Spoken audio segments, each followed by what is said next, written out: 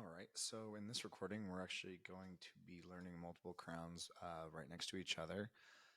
This is a great example of some potential errors and issues that can come up whenever you are designing. It tends to happen a lot more with multiple crowns than individuals, but it can also happen with individual teeth too. So let's take a look and see. So these are three teeth next door to one another or adjacent. My assistant has already gone in and done a bunch of the pre-work actually. So it's always nice whenever you have someone else, helping you in all this. Reduces time for sure. So basically, we are going right into the design tab. My assistant already went ahead and got all of the clones ready for us. So I'm going to start on tooth number 5. I took my first slice. And what I'm actually doing is going in and getting the definitive mesial margin taken care of, since that tooth won't be changing any. And then I am kind of imagining the interproximals of what I want both teeth to be like in order to maximize the contact, reduce food impaction, and then also provide proper thickness for the porcelain. I'm still doing mesial and distal both at the same time. Now I'm going in and making sure there's also proper thickness in the crown and proper shape, and just kind of imagining where that contact is going to be whenever I move to the actual next crown. Also to make mention in this is we actually have 2 mills, so I like to get 2 crowns designed at the same time, and both of those running at the same time to also make sure that everything is ran efficiently.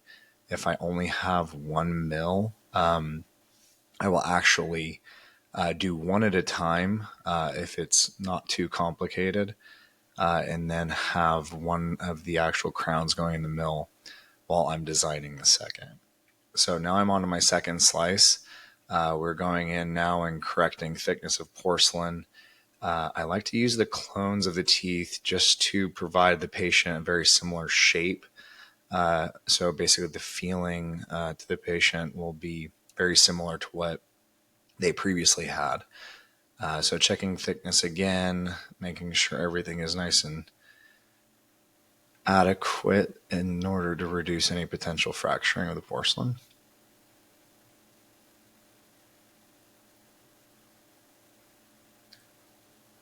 So if everything looks good, then I turn on checking the thickness. A few yellow areas and areas that are low impact. Now we're going to go in and actually check the occlusion itself, trying to reduce that.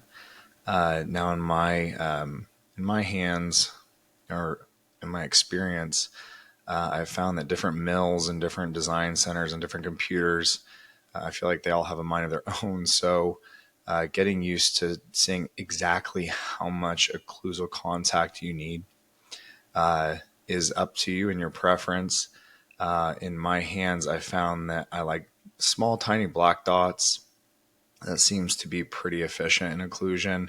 Of course, we all have to remember if patient is numb whenever you're doing your bites, or patient is asleep, which most of mine are, we have to actually hold them in CO, or we have to hold them into their bite, which can actually change. So we definitely bring them back as soon as possible to have an occlusal evaluation done, to make sure not biting too high or not enough, and making sure that we're doing proper adjustments. Now I'm moving on to the second crown, of course, again, because I have 2 mills that we're using in this example. So I want 2 crowns done at the same time. Again, going through my interproximal contacts, making sure that both mesial and distal are nice and good and long contacts just to reduce food impaction. And now we are going to kind of smooth things up. Again, my assistant helped me get some of these things done prior to me taking over and finishing up some final design. Interproximal contact, I like to have a nice good green color to provide good thickness and good tight contacts. And now here you can see I'm kind of finishing things up, looking at the margin. My assistant drew the margin, so I'm just going in and double checking, making sure everything looks good.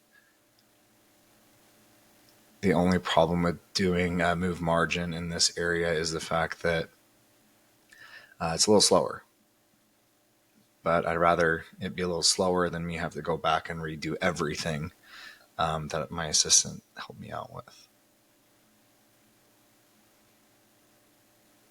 As you can see, I like to just move the model around.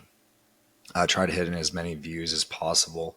Whenever you already have the crown designed, it's kind of hard to look at it in this way. So looking at the underside or the intaglio surface is usually kind of my go-to. Also checking thickness of the margin, making sure everything looks aesthetic.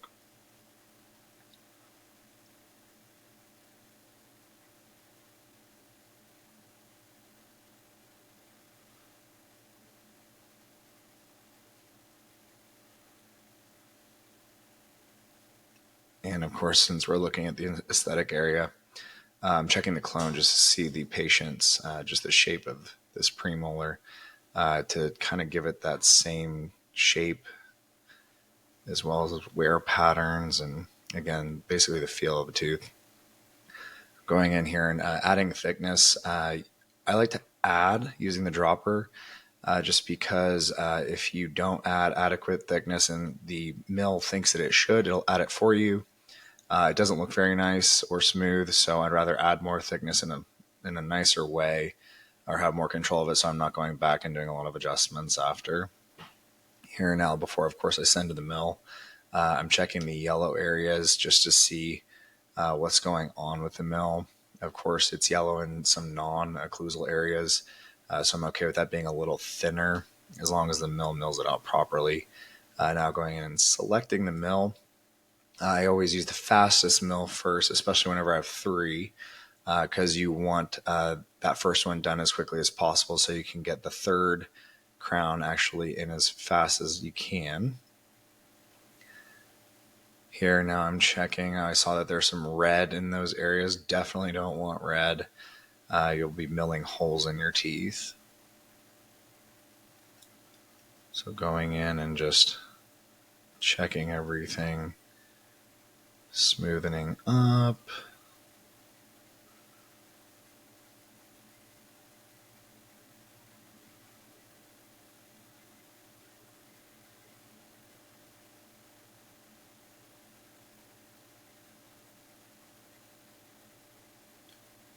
Checking occlusion.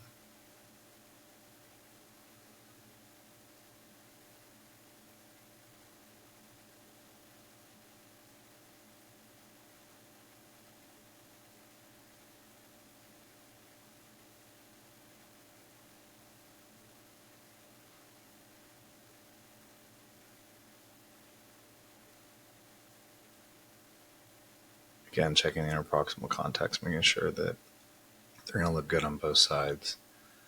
And I'm lightening the distal on this one so that I can make the contact actually from the molar a little bit more broad. You have a little more opportunities to do that on the actual molar themselves.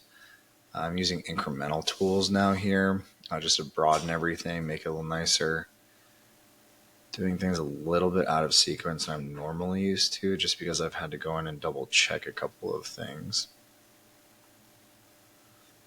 Now going in and checking the thickness, because there were some areas of red, as you can see. That right there is a no-no.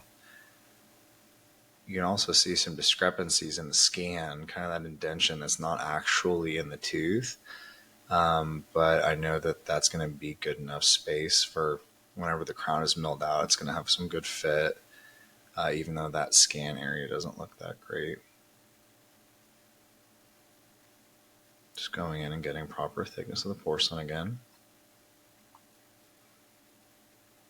Checking occlusion.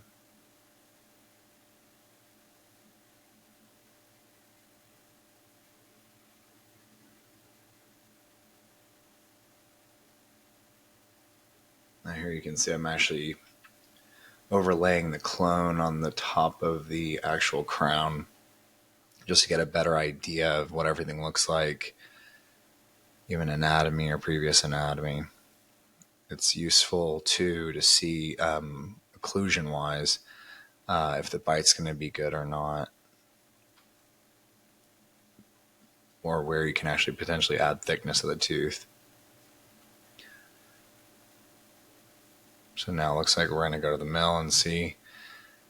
I don't like that pointy area on the lingual. So I'm actually going to go in and thin that, or actually smooth it, make it nicer.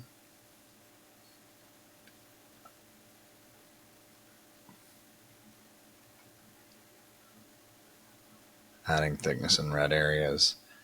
Sometimes I'll go around the margin too if I have a rather flame-shaped margin, just to provide some extra thickness. You can see on some of those margins they're red. That's actually not bad. It's just an area that's difficult for the mill to actually mill. So as again, this is the second crown going to the second mill. We're going to get that one going. As you can see, whenever you have some issues or areas that you have problems with, you got to go back and redo them. Now we're going to go on to our third, same exact process. Start out with smoothing everything nice and neat. Don't want any sharp edges. Just kind of go really quickly with this part. You don't want to spend too much time with it. First slice. Now going to go in and check the contacts. Of course, your other crowns are milled, so don't go in and accidentally change those. It's going to mess things up. You can always undo things, but undoing always has its issues in and of itself, depending on how much you messed up. Again, there's some issues with these scan areas. We're going to fix a lot of issues with that with preparing the inside of the tooth. Again, interproximals, just making sure all of everything looks level, don't line on both sides of everything. As I can see, is have a rather difficult distal area to provide proper contact. So we're going to go in there and spend some time on that. But we know the mesial is going to be good.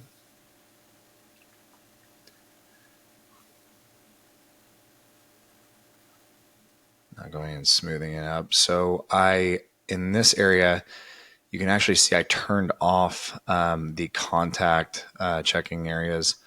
So I do that so I can smooth quicker. Whenever you have that turned on, you actually have to keep clicking. And that can get annoying and take forever. So you turn it off and smooth it. It smooths up pretty quickly. All right, now back to my model. Second slice going through. I start on one side and work my way down. Getting myself set up to view it properly, making sure thickness of the tooth is good on the buccal and lingual. And then we are going to check the bite as well and see where we can do some anatomy.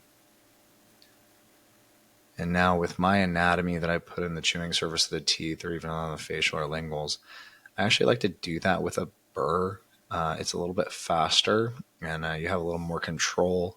So you're not messing with it or really trying to finite detail how the the aesthetics look. A little quicker in my hands. Some people prefer to do that with actual tools, which I do as well, but prefer to actually use the drill. Now checking the bite.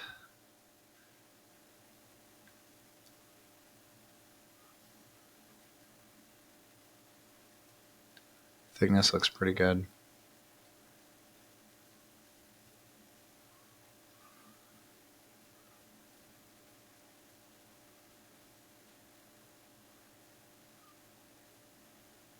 Checking the margin. Seeing how we can reduce food impaction. It's looking a lot nicer. Now I'm shrinking how much I'm smoothing just to kind of get right into that middle. And I always rather leave it a little thicker in that area and adjust after the mill. There you can see there's some odd spots. But then going back in and checking kind of how both of those teeth kind of lay into each other. It's a little hard to get done properly. Checking the bite again. Checking thickness. Now sending it to the mill.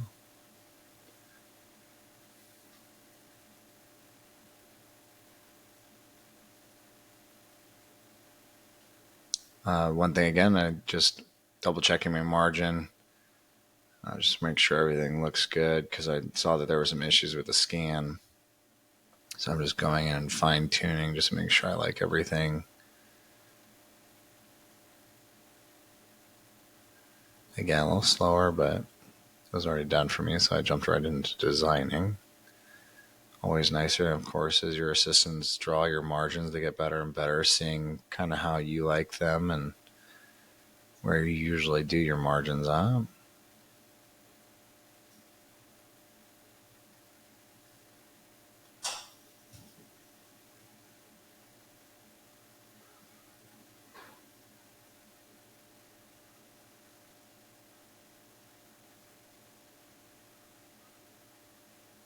Just checking these kind of interesting looking areas where the scan picked up some extra things,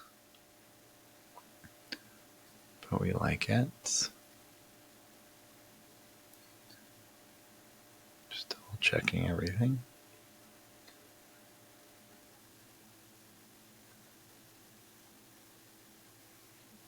And then sending to the mill.